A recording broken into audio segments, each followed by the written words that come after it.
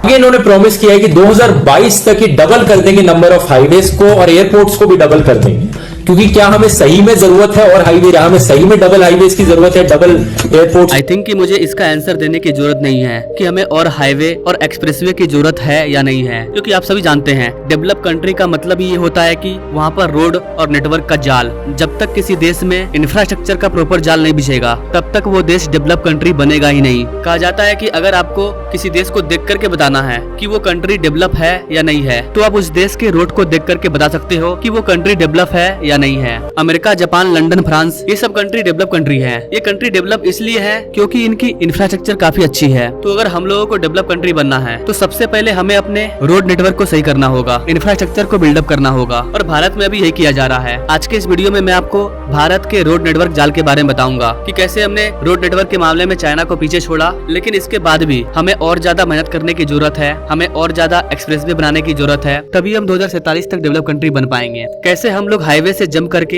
Expressway में पहुंचे हैं, हमें एक प्रॉपर डेवलप कंट्री बनने के लिए और कितने एक्सप्रेसवे की जरूरत है, क्या हम उतने एक्सप्रेसवे को बनाने का काम कर रहे हैं? आइए जानते हैं सब कुछ आसान भाषा में। नमस्ते and welcome you all over the world, मैं विकास।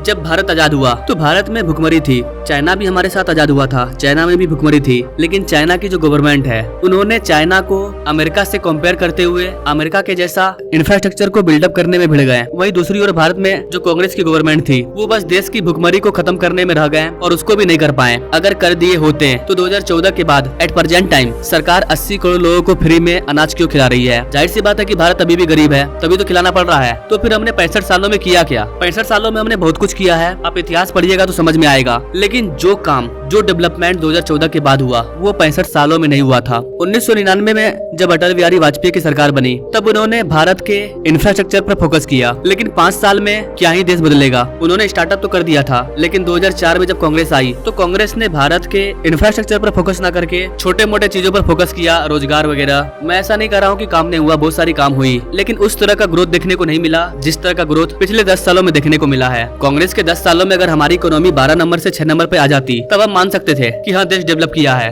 लेकिन ऐसा कुछ नहीं हुआ। हम 10 नंबर पे ही अटके हुए थे। सिर्फ पिछले 10 सालों में भारत के रोड नेटवर्क में 59% का ग्रोथ देखा गया है। 2014 में भारत का रोड नेटवर्क 54 लाख किलोमीटर था, लेकिन एट प्रेजेंट टाइम भारत का रोड नेटवर्क 67 लाख किलोमीटर है। यानी कि 2014 के बाद 10 सालों में हमने 14 lakh kilometre new road network को बिछाया है। 2014 में भारत में हर दिन करीब करीब 9 किलोमीटर के न्यू रोड का कंस्ट्रक्शन किया जाता था, लेकिन वर्तमान में अपने प्यारे भारत में हर दिन 36 किलोमीटर न्यू रोड को पर डे बनाया जाता है। Ministry of road transport and highway के मुताबिक कांग्रेस के 10 साल 2004 से लेकर के 2014 के बीच में 25,718 किलोमीटर के न्यू रोड नेटवर्क को बनाया गया था। वहीं 2014 से नवंबर 2023 तक भारत ने 54,885 किलोमीटर के न्यू रोड को बनाया है। मैं सिर्फ नेशनल हाईवे की बात कर रहा हूँ। 1947 से लेकर के 2014 के बीच में अपने भारत में 1000 किलोमीटर का भी एक्सप्रेसवे मौजूद नहीं था। 1000 क्या, 800 भी नहीं था। अभी वर्तमान में अपने प्यारे भारत में एक्सप्रेसवे की टोटल लेंथ 5500 किलोमीटर है। इसके अलावा 10,000 किलोमीटर के एक्सप्रेसवे का काम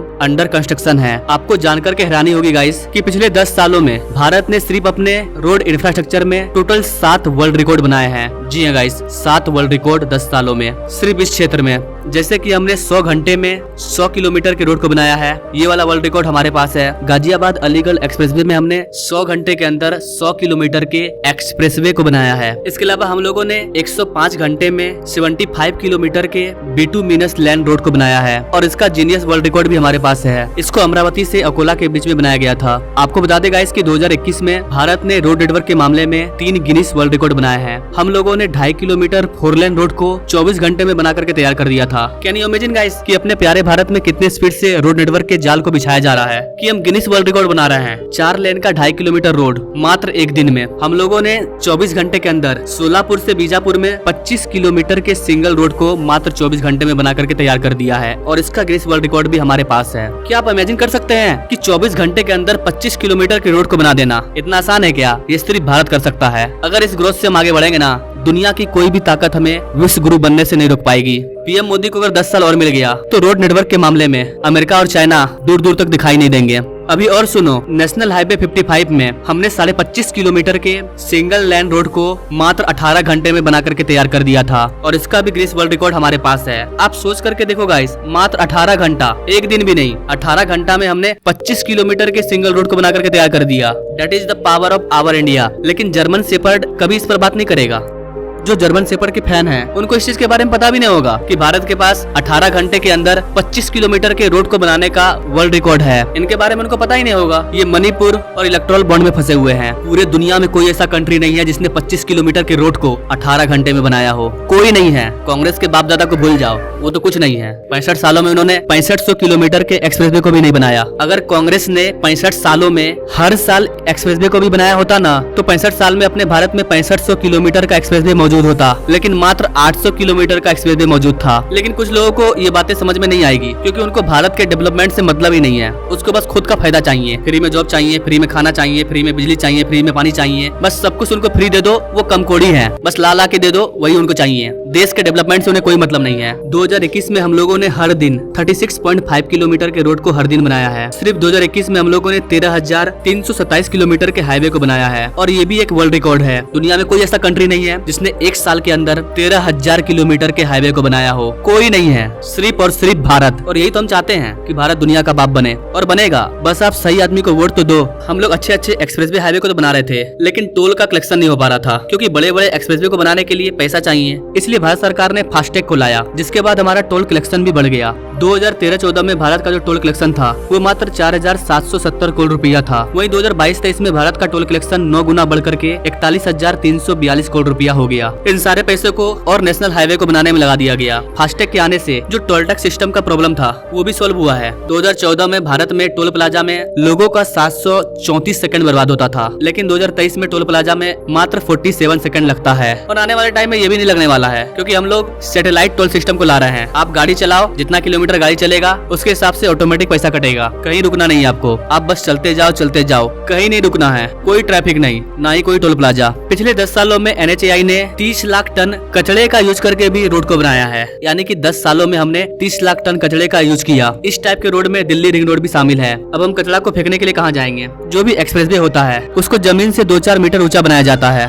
जिसके लिए हमें ज्यादा से ज्यादा मिट्टी का यूज करना पड़ता है। लेकिन इसके सबसे नीचे लेयर में हम लोगों ने कचड़ा का यूज किया, कचड़ा से उसको भर दिया, कचड़ा का भी यूटिलाइज हो गया और नेशनल हाईवे एक्सप्रेसवे भी बन गया। और सुनो, इसके अलावा हम लोगों ने पिछले 10 सालों में 3,86,00,000 नए वृक्षों को भी लगाया है। कुछ लोग बोलेंगे जो पेड़ काटा जा रहा है, तो भाई पेड़ नहीं काटा जा रहा है। पेड़ को ट्रांसपेरेंट टेक्नोलॉजी के तहत जड़ समेत उखाड़ करके उसे कहीं और ट्रांसफर कर दिया जा रहा है, जिससे कि एक भी पेड़ को काटना नहीं पड़ रहा है। तो जिनको लग रहा है कि पेड़ काट करके रोड बनाया जा रहा है, उसको बता दे कि कोई भी पेड़ नहीं काटा जा रहा है, उल्टा पेड़ लगाया जा रहा है हाईवे एक्सप्रेसवे के साइड में। बहुत ही रेयर केस में पेड़ काटा जाता है। अगर एक को काटा जाता है तो 10 को लगाया भी जाता है। यही भारत सरकार का टारगेट है। मैंने आपको जितने भी रोड कंस्ट्रक्शन के बारे में बताया, इसको भारत के अंदर बनाया गया है। बॉर्डर को छोड़ दीजिए, बॉर्डर की कहानी अलग है। बॉर्डर को हम लोग अलग तरीके से तैयार कर रहे हैं ताकि हमें वॉर के टाइम में दिक्कत ना हो। सिर्फ इंडिया चाइना बॉर्डर पे हम लोग 90 से ज्यादा इंफ्रास्ट्रक्चर प्रोजेक्ट पर काम कर रहे हैं। बॉर्डर को हमने किस तरह से डेवलप किया है, इसका अंदाजा आप इस बात से लगा सकते हैं कि 2008 से 2014 के दौरान भारत के बॉर्डर पर 3,610 किलोमीटर के न्यू रोड का कंस्ट्रक्शन किया गया था। वहीं 2014 से 2022 के बीच में मात्र 8 सालों में 6,806 किलोमीटर के न्यू रोड को बनाया गया है, यानी कि कांग्रेस काल से डबल। इंडिया चाइना बॉर्डर पर हम लोग विशेषकर ध्यान दे रहे हैं, क्योंकि चाइना भी हमारे बॉर्डर वाले इलाके में काफी काफी बड़े इंफ्रास्ट्रक्चर को बिल्डअप कर रहा है ताकि उसको वॉर के टाइम में दिक्कत ना हो। तो ऐसे में हम लोग पीछे कैसे रह सकते हैं? हम लोग भी काफी भव्य तरीके से रोड नेटवर्क को बना रहे हैं, कई प्रोजेक्ट पर काम कर रहे हैं। अभी इसी साल हम लोगों ने इंडिया चाइना बॉर्डर के पास दुनिया का सबसे ऊंचा टैंक रिपेयर फैसिलिटी को डेवलप किया है। ये भी एक वर्ल्ड रिकॉर्ड है। पूरे दुनिया में इतने ऊंचे स्थान पर किसी भी देश ने टैंक रिपेयर फैसिलिटी को नहीं बनाया है। इसको बनाने वाला सिर्फ और सिर्फ भारत है। 2014 में भारत के बॉर्डर रोड ऑर्गेनाइजेशन का जो बजट है वो मात्र 3,782 करोड़ रुपया था। कांग्रेस अपने काल में बजट ही ज्यादा नहीं देती थी। डेवलपमेंट होगा कहाँ से? सारा का सारा पैसा घोटाला होता था और उनके बच्चे विदेशों में पढ़ते थे, विदेशों में एंजॉय करते थे। लेकिन भारत सरकार ने नोट बंद किया, जितना पैसा था उनका सारा पैसा अलमारी में ही सड़ गया और हमने नया नोट बना लिया और इससे जो पैसा बचा उसको हमने देश के डेवलप में लगाया। आज आप हर दिन सुन रहे हैं, कभी कलकत्ता, कभी झारखंड, कभी बिहार, कहीं पर भी ईडी छापामारी कर रही है। 30 करोड़ 40 करोड़ पैसा मिल रहा है, हर जगह पैसा मिल रहा है। इन सारे पैसे को देश के डेवलप में लगाया जा रहा है और हर सेक्टर का बजट बढ़ा दिया जा रहा है। पीएम पीएम मोदी की लाइफ खूब से खूब 20 से 25 साल की होगी। पैसा लेकर के जाना कहाँ है, काम ही ऐसा कर दो कि लोग नाम 1000 साल तक लेते रहें और लिया जाएगा। काम ऐसा हो रहा है, आज से 1000 साल बाद भी जब राम मंदिर को याद किया जाएगा तो पीएम मोदी का नाम लिया जाएगा। आज से 100 साल बाद जब दुनिया के सबसे बड़े क्रिकेट स्टेडियम में क्रिकेट खेला जाएगा तो पीएम मोदी का नाम लिया जाएगा। आप काम ही ऐसा कर दो ना कि आप मर के भी अमर हो जाओ, और वही सरकार कर रही है। पैसा से मतलब ही नहीं है, पैसा को सिर्फ देश के विकास में लगाया जा रहा है। अगर एक सेंटर में ईमानदार सरकार होती है तो उसका नतीजा क्या होता है आप 10 साल में देख सकते हैं कि देश कितना डेवलप हो गया। मैं बॉर्डर के बजट की बात कर रहा था। 2014 में बॉर्डर रोड कंस्ट्रक्शन ऑर्गेनाइजेशन का जो बजट था वो 4000 करोड़ रुपया भी नहीं था, लेकिन 2024 में इनका बजट 14000 करोड़ के पार है, 14337 करोड़ रुपया। इतना ज्यादा बजट इनको कहाँ से मिला? हमने भ्रष्टाचार के पैसा को बचाया और इनको दे दिया। ऐसा थोड़ी है कि पीएम मोदी 2014 में आए तो अपने साथ खजाना को लेकर के आए और देश को डेवलप कर रहे हैं, ऐसा कुछ नहीं है। प्रैक्टिकल में आइए, भारत के चीजों का यूज करके वो भारत को डेवलप कर रहे हैं। 65 सालों तक कांग्रेस को भी यही चीज मिला था, लेकिन वो नहीं कर पाए। अब मोदी कर रहे हैं तो इनको इसमें भी प्रॉब्लम हो रहा है। अपना प्यारा भारत किस तरह से डेवलप कर रहा है इसको सही मायने में जानना है तो भारत के न्यूज वालों को छोड़ो, वर्ल्ड बैंक की सुनो, IMF की सुनो। जो भी वर्ल्ड ऑर्गेनाइजेशन है वो कभी गलत नहीं बोलेंगे। वर्ल्ड इकोनॉमिक फोरम ने 144 कंट्रियों के रोड नेटवर्क के लिस्ट को निकाला। ये लोग रिपोर्ट जारी करते हैं कि किस देश में किस क्वालिटी की रोड बन रही है, उनकी क्वालिटी कैसी है। तो अब तक तो आप ये जान चुके हैं कि भारत रोड नेटवर्क के मामले में चाइना को पीछे छोड़ चुका है। लेकिन कुछ लोगों का सवाल था कि भाई रोड तो ज्यादा बन रहा है लेकिन अच्छे रोड नहीं बन रहे हैं, क्वालिटी अच्छी नहीं है। तो अब जो मैं रिपोर्ट दिखा रहा हूँ ये कोई इंडियन रिपोर्ट नहीं है, ये वर्ल्ड इकोनॉमिक फोरम की रिपोर्ट है और उन्होंने भारत को जो रैंक दिया है वो 46 है और चाइना की है 44। यानी कि चाइना के रोड क्वालिटी में और भारत के रोड क्वालिटी में ज्यादा का फर्क नहीं है। चाइना हमसे मात्र 2 नंबर आगे है। वहीं अगर आप इसको 2014 से कंपेयर करो तो 2014 में हमारा रैंक 76 नंबर पर था, 76 नंबर पर, लेकिन अभी 46 नंबर पर है। अगर 10 सालों में रोड की क्वालिटी सही नहीं हुई तो हमारा रैंक इतना अच्छा कैसे हुआ? खुद से सोच करके देखो ना, आपको जान करके हैरानी होगी कि 2014 के पहले भारत की जो रोड क्वालिटी है वो पाकिस्तान और श्रीलंका से भी खराब थी। ऐसा मैं नहीं बोल रहा हूँ, ऐसा ये रिपोर्ट बोल रहा है वर्ल्ड इकोनॉमिक फोरम। लेकिन आज के टाइम में भारत के रोड क्वालिटी का जो रैंक है वो काफी अच्छा हो चुका है। आप यहाँ पर क्लियर देख पाओगे कि हमने रोड क्वालिटी के मामले में मैक्सिको,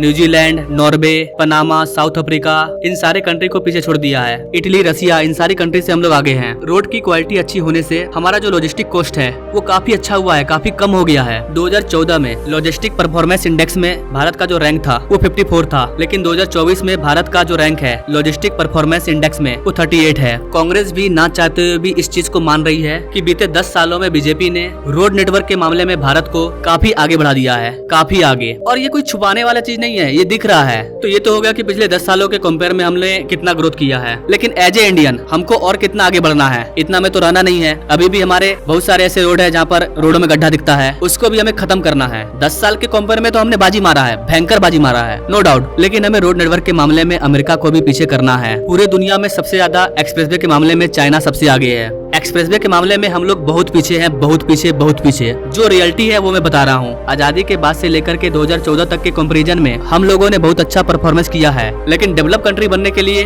हमें अभी और भी ज्यादा एक्सप्रेसवे को बनाने की जरूरत है। तो डाटा पे आते हैं। चाइना के पास टोटल एक्सप्रेसवे 1,77,000 किलोमीटर है, अमेरिका के पास 95,000 किलोमीटर का एक्सप्रेसवे है और हमारे पास मात्र अभी 55,000 किलोमीटर का एक्सप्रेसवे मौजूद है, जिसमें से 10,000 किलोमीटर का एक्सप्रेसवे अंडर कंस्ट्रक्शन है। इसको अगर हम मिला भी दे फिर भी हम बहुत पीछे हैं। तो हमें करना क्या होगा? अगर हम लोग हर 5 साल में 30 से 40,000 किलोमीटर के बिल्कुल नए एक्सप्रेसवे को बनाते हैं तो हम लोग 2047 तक चाइना को पीछे छोड़ देंगे। वैसे तो चाइना का जो एरिया है वो हमसे काफी बड़ा है, लेकिन मैं अगर प्रैक्टिकली बात करूं जो पॉसिबल है, अगर हम लोग हर 5 साल में 10 से 20,000 किलोमीटर के न्यू एक्सप्रेसवे को भी बनाते हैं ना तो हम लोग डेवलप कंट्री बन जाएंगे 2047 तक और अमेरिका के रिकॉर्ड को तोड़ देंगे। 2025 के बाद से 2047 तक हमारे पास टोटल 22 साल का समय है। 22 साल में अगर हमने टोटल 1 लाख किलोमीटर का एक्सप्रेसवे को बना दिया ना तो हमारी जीडीपी चाइना से आगे निकल जाएगी। मैं कंफर्म बता रहा हूँ। 2047 तक नरेंद्र मोदी, नितिन गडकरी रहेंगे कि नहीं रहेंगे पता नहीं, इसकी तो कोई गारंटी नहीं दे सकता है, लेकिन अगर रह गए और सत्ता में रहे तो ये चीज पॉसिबल है कि हम लोग 2047 तक 1 लाख किलोमीटर के